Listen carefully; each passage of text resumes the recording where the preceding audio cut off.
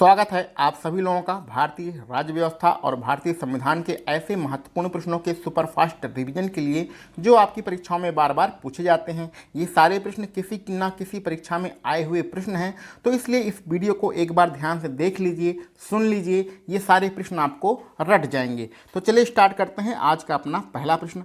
हमारा पहला प्रश्न है, भारत के प्रधानमंत्री पद के लिए उम्मीदवार की कम से कम आयु कितनी होनी चाहिए, यानी कि प्रधानमंत्री बनने के लिए न्यूनतम कितनी आयु होनी चाहिए। तो हमें पता है जो प्रधानमंत्री होता है वो लोकसभा का सदस्य होता है, तो लोकसभा का चुनाव लड़ने के लिए 25 वर्ष की आयु पूरी होनी चाहिए। तो इस प्रकार प्रधानमंत्री बनने के लिए 25 वर्ष की आयु पूर्ण होनी चाहिए। यदि आप 25 वर्ष क्रॉस कर चुके हैं तो लोकसभा का चुनाव लड़ सकते हैं, ठीक है, और प्रधानमंत्री बनने का भी सपना अपना पूरा कर सकते हैं। चलिए आगे बढ़ते हैं।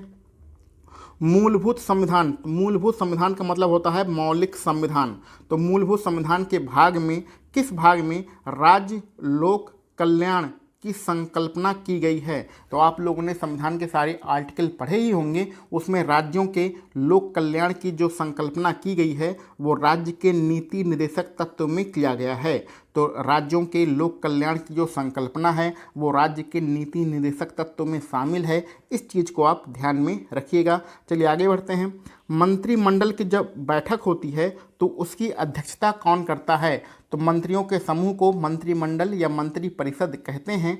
इसकी अध्यक्षता करता है प्रधानमंत्री, क्योंकि मंत्रियों का जो समूह होता है उसका लीडर कौन होता है, प्रधानमंत्री होता है। तो प्रधानमंत्री ही मंत्रिमंडल की बैठक की अध्यक्षता करता है। इस चीज़ को आप जानते रहिएगा। चलिए आगे बढ़ते हैं। भारतीय संविधान में निर्देशात्मक नियमों का समावेश किया गया है। उसका जो समावेश किया गया है वो क्यों किया गया है। तो भारतीय संविधान में निर्देशात्मक नियमों का जो समावेश किया गया है वो सामाजिक और आर्थिक लोकतंत्र को बनाए रखने के लिए किया गया है। सामाजिक और आर्थिक लोकतंत्र को बनाए रखने के लिए भारतीय संविधान में निर्देशात्मक नियमों का समावेश किया गया है। इस चीज़ को आप जानते रहिएगा। चलिए आगे बढ़ते हैं। लोकसभा में एक बहुत ही प्रमुख समिति होती है जिसका नाम है लोक लेखा समिति। तो लोक लेखा समिति जब अपनी वार्षिक रिपोर्ट प्रस्तुत करती है तो कहाँ पर प्रस्तुत करती है।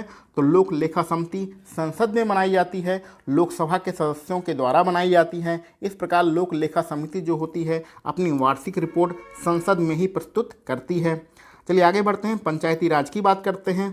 पंचायती राज का सबसे छोटा अंग कौन सा होता है। तो हमें पता है पंचायती राज में 3 अंग होते हैं। सबसे निचले स्तर पर होता है, यानी सबसे छोटा जो अंग होता है वो ग्राम पंचायत होता है। दूसरे स्तर पर क्षेत्र पंचायत होता है और सबसे ऊपर कौन होता है, जिला पंचायत होती है। चलिए आगे बढ़ते हैं। संसद के कौन कौन से अंग होते हैं। तो बहुत से लड़के इसमें कन्फ्यूज हो जाएंगे कि संसद के कौन कौन से अंग हैं, तो उन्हें सिर्फ लोकसभा और राज्यसभा ही याद रहेगा, राष्ट्रपति को भूल जाएंगे। लेकिन ध्यान रखिएगा, अगर आपको संसद के अंग पूछा जाए तो लोकसभा, राज्यसभा और राष्ट्रपति, इन तीनों का आप नाम बताएंगे, जिसमें लोकसभा सबसे निचला सदन होता है, राज्यसभा उससे ऊपर होता है और राष्ट्रपति सबसे ऊपर होता है। लेकिन यहाँ पर कन्फ्यूज करने वाला प्रश्न ये है कि अगर लोकसभा के सदन पूछा जाए, सदन, लोकसभा नहीं, संसद के कितने सदन होते हैं, सदन आपसे पूछा जाए तो आप आंसर में लोकसभा और राज्यसभा ही बताएंगे। तो ध्यान रखिएगा, संसद के 2 सदन होते हैं, लोकसभा, राज्यसभा। संसद के 3 अंग होते हैं, लोकसभा, राज्यसभा और राष्ट्रपति। इन दोनों चीज़ों में जो अंतर है उसको आप समझते रहिएगा। चलिए आगे बढ़ते हैं। एक महत्वपूर्ण प्रश्न है, डॉक्टर भीमराव अंबेडकर ने संविधान की हृदय और आत्मा किसे कहा है। बहुत ही महत्वपूर्ण प्रश्न है, हजारों बार आपकी परीक्षा में पूछा जा चुका है कि अंबेडकर के द्वारा संविधान का हृदय और आत्मा किसे कहा जाता है। तो अंबेडकर के द्वारा संविधान का हृदय और आत्मा संविधान की प्रस्तावना को कहा जाता है। संविधान की प्रस्तावना को संविधान का हृदय और आत्मा कहा जाता है। रट लीजिएगा, अपने दिमाग में इसको बिठा लीजिएगा, किसके द्वारा, अंबेडकर के द्वारा। आगे बढ़ते हैं। स्वतंत्रता प्राप्ति के समय भारतीय राष्ट्रीय कांग्रेस के अध्यक्ष कौन थे। तो 1947 में जब भारत स्वतंत्र हो रहा था उस समय भारतीय राष्ट्रीय कांग्रेस के जो अध्यक्ष थे उनका नाम है JB कृपलानी। तो JB कृपलानी स्वतंत्रता के समय भारतीय राष्ट्रीय कांग्रेस के अध्यक्ष हैं, ठीक है। चलिए आगे बढ़ते हैं हम लोग अपने अगले प्रश्न पर। हमारा अगला प्रश्न है, भारतीय संविधान में जो संघीय न्यायपालिका का उल्लेख किया गया है वो किस भाग में किया गया है? तो भारतीय संविधान के भाग 5 में संघीय न्यायपालिका यानी कि सुप्रीम कोर्ट और हाई कोर्ट का उल्लेख किया गया है। ये भारतीय संविधान के जितने भी भाग हैं 1 से लेकर 22 तक, उन सारी चीज़ों को आप रट डालिएगा। बार बार पूछा जाता है किस भाग में किसके बारे में बताया गया है। तो भाग 5 में संघीय न्यायपालिका यानी कि सुप्रीम कोर्ट और हाई कोर्ट के बारे में बताया गया है। अगला प्रश्न हमारे पंचायती राज से संबंधित है। जो पंचायती राज व्यवस्था होती है जिसमें 3 अंग होते हैं, ग्राम पंचायत, क्षेत्र पंचायत और जिला पंचायत, उसमें जो निधि होता है यानी जो फंड होता है वो कहाँ से प्राप्त होता है? तो पंचायती राज में जो फंड होता है वो एक प्रशासनिक ढांचा होता है जिसके द्वारा टैक्स लगाया जाता है। तो पहला तो फंड वहाँ से प्राप्त होता है, टैक्स के द्वारा हमें फंड प्राप्त होता है, चाहे हमारा ग्राम पंचायत हो या जिला पंचायत हो, वहाँ पर निवासियों के ऊपर एक टैक्स लगाया जाता है, कर लगाया जाता है, जिससे एक प्रशासनिक ढांचा यहाँ पर लिखा गया है। और दूसरा फंड कहाँ से प्राप्त होता है? राज्य सरकार के आर्थिक अनुदान के द्वारा। तो राज्य सरकार के आर्थिक अनुदान से और प्रशासनिक ढांचे के द्वारा पंचायती राज को फंड की प्राप्ति होती है। इस चीज़ को आप ध्यान में रखिएगा। चलिए आगे बढ़ते हैं। मूलभूत यानी मौलिक अधिकारों का प्रमुख उद्देश्य क्या है? तो जो हमारे मौलिक अधिकार हैं इसको हम लोग संविधान के भाग 3 में पढ़ते हैं और इसको संविधान में रखने का प्रमुख उद्देश्य क्या है? व्यक्तिगत स्वतंत्रता को सुनिश्चित करना। तो व्यक्तिगत स्वतंत्रता को सुनिश्चित करने के लिए मौलिक अधिकार भारतीय संविधान में रखे गए हैं और ये बहुत ही इम्पॉर्टेंट है। मौलिक अधिकार जो हैं उसको आप किसी भी बुक से, चाहे लूसेंट ही होगी आपके पास, उससे पूरी डिटेल के साथ आप इसको पढ़ लीजिएगा। चलिए आगे बढ़ते हैं। मौलिक कर्तव्य की बात करते हैं। यहाँ पर एक प्रश्न आपके लिए हम छोड़ रहे हैं कि जो मौलिक कर्तव्य हैं वो किस देश से लिया गया है? अगर आपको पता है इसका आंसर तो आप कमेंट बॉक्स में ज़रूर लिखिएगा मौलिक कर्तव्य किस देश से लिया गया है। तो मौलिक कर्तव्यों का यहाँ पर प्रश्न है, मौलिक कर्तव्यों को संविधान में सम्मिलित किया गया है यानी शामिल किया गया है, ये किस उद्देश्य के द्वारा इसे शामिल किया गया है?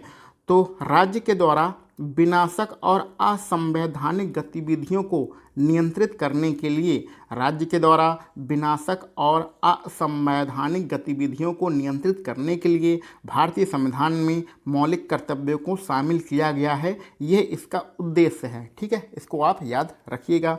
आगे बढ़ते हैं। राष्ट्रपति का अभिभाषण होता है जब संसद का नया सत्र चालू होता है, स्टार्ट होता है, तो वहाँ पर राष्ट्रपति का अभिभाषण होता है। तो ये जो राष्ट्रपति का अभिभाषण होता है इसे कौन तैयार करता है? तो इसे प्रधानमंत्री और उसका मंत्रिमंडल द्वारा तैयार किया जाता है। प्रधानमंत्री और मंत्रिमंडल के द्वारा तैयार अभिभाषण को ही राष्ट्रपति नए सत्र की प्रारंभ में जाकर संसद में पढ़ता है। तो राष्ट्रपति का अभिभाषण मंत्रिमंडल के द्वारा तैयार किया जाता है। चलिए आगे बढ़ते हैं। राष्ट्रीय आपातकाल के समय लोकसभा की जो अवधि होती है वो प्रथम बार राष्ट्रपति द्वारा कितने समय के लिए बढ़ाई जा सकती है? तो जब राष्ट्रीय आपातकाल लगाया जाता है तो लोकसभा की अवधि बढ़ाने का प्रावधान भारतीय संविधान में किया गया है और ये कौन कर सकता है? राष्ट्रपति कर सकता है। एक बार में कितने समय के लिए कर सकता है? एक बार में 6 महीने के लिए कर सकता है। ये 6 महीने का समय आप याद रखिएगा। चलिए आगे बढ़ते हैं। भारत में 3 राज्यों का निर्माण किया गया था। कौन कौन से हैं? छत्तीसगढ़, उत्तरांचल और झारखंड।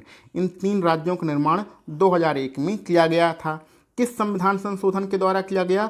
तो 84वें संविधान संशोधन के द्वारा किया गया था।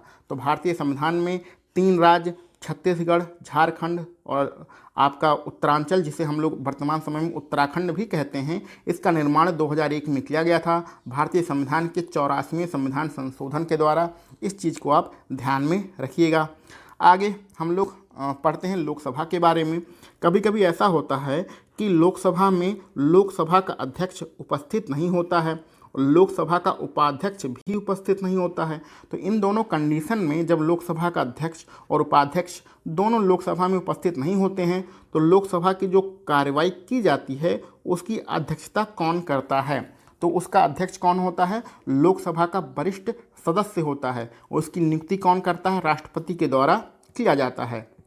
तो यहाँ पर इसका उत्तर लिखा है, राष्ट्रपति के द्वारा बनाए गए वरिष्ठ सदस्यों का एक पैनल होता है, उसमें से कोई एक व्यक्ति लोकसभा की अध्यक्षता करता है।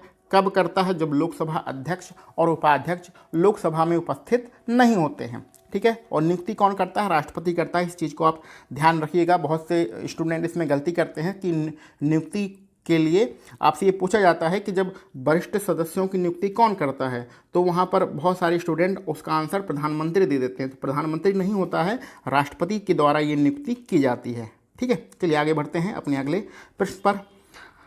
सामाजिक सुरक्षा और सामाजिक बीमा ये एक विषय है, ये कहाँ पर शामिल है? तो ये समवर्ती सूची में शामिल है। यानी कि बीमा की जितनी सारी चीज़ें होती हैं जो आप LIC वगैरह कराते हैं, ये समवर्ती सूची में शामिल है। इसमें राज्य और केंद्र दोनों मिलकर नियम बनाते हैं। और सामाजिक सुरक्षा का मतलब जो आपके पुलिस वगैरह हैं और IB जो इंटेलिजेंस जितने भी ब्यूरो हैं वो सारे आपके सामवर्ती सूची में आते हैं। इस पर केंद्र सरकार भी नियम बना सकती है और राज्य सरकार भी नियम बना सकती है। चलिए आगे बढ़ते हैं। राष्ट्रपति राज्यों में राष्ट्रपति शासन आरोपित करता है। चलिए इसको हम लोग अपने हिसाब से समझते हैं कि राष्ट्रपति को एक अधिकार प्राप्त है। क्या अधिकार प्राप्त है? वो किसी भी राज्य में राष्ट्रपति शासन लगा सकता है। राष्ट्रपति शासन को हम लोग राज्य आपातकाल भी कहते हैं। और राष्ट्रपति को जो ये अधिकार प्राप्त है, ये आर्टिकल 356 के द्वारा प्राप्त है। तो आर्टिकल 356 के द्वारा राष्ट्रपति किसी भी राज्य में राज्य आपातकाल लगा सकता है, जिसको हम लोग व्यवहारिक रूप से राष्ट्रपति शासन कहते हैं। इस चीज़ को आप ध्यान में रखिएगा। आगे बढ़ते हैं। ग्राम पंचायत का जो निर्वाचन होता है वो किसके द्वारा किया जाता है? तो ग्राम पंचायत से मतलब होता है आपका पंचायती राज व्यवस्था। तो पंचायती राज व्यवस्था में 3 तरह के चुनाव होते हैं। एक ग्राम पंचायत का चुनाव होता है, एक क्षेत्र पंचायत का चुनाव होता है जिसमें ब्लॉक प्रमुख चुना जाता है, और एक जिला पंचायत का चुनाव होता है। ये चुनाव कौन कराता है? अब जब ये प्रश्न आपकी परीक्षा में आएगा तो उसमें एक विकल्प लिखा रहा होगा निर्वाचन आयोग, और सब लोग जल्दबाजी में निर्वाचन आयोग को टिक लगा के चले आएंगे, जबकि ये गलत होता है। पंचायती राज के जो चुनाव होते हैं जिसमें ग्राम पंचायत, क्षेत्र पंचायत और जिला पंचायत शामिल होती है, उसके चुनाव राज्य सरकार के द्वारा कराए जाते हैं। इस चीज़ को आप ध्यान में रखिएगा। राज्य सरकार के द्वारा पंचायती राज व्यवस्था के चुनाव कराए जाते हैं जिसमें ग्राम पंचायत भी शामिल होती है। ठीक है, तो आज के लिए हम लोग बस इतने ही प्रश्न रखते हैं। इसके आगे के प्रश्नों को हम लोग अपने अगले लेक्चर में सॉल्व करेंगे। आप सभी लोगों को वीडियो देखने के लिए बहुत बहुत धन्यवाद।